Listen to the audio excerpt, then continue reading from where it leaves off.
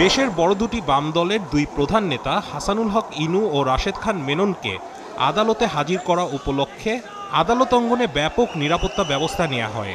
বেলা ৫টার কিছু পরে তাদের আদালতে তোলা হয়।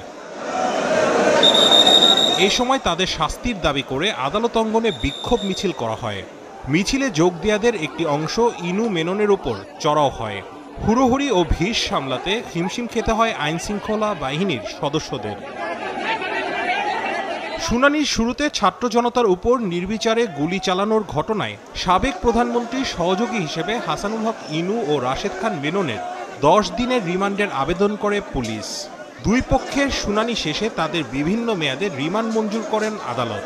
গত 15 বছর এই হাসানুল হক ইনু সহ এদেশের মানুষকে তাদের অধিকার থেকে বঞ্চিত করেছে এবং বাংলাদেশের স্বাধীনতা সার্বভৌমত্ব বিকিয়ে দেওয়ার জন্য শেখ হাসিনাকে সাহায্য করেছে।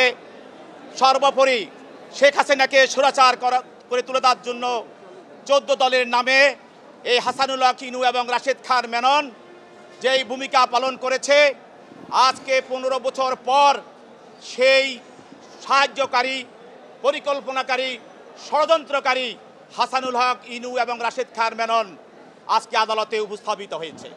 মামলায় যথেষ্ট তথ্য উত্তাপ না থাকার দাবি করে রিমান্ড দেয়ায় অসন্তোষ জানান আসামি পক্ষের আইনজীবী। আজকে যে রিমান্ড দেওয়া হয়েছে এই রিমান্ডের আমরা কোনো যুক্তিগতা মনে করি না।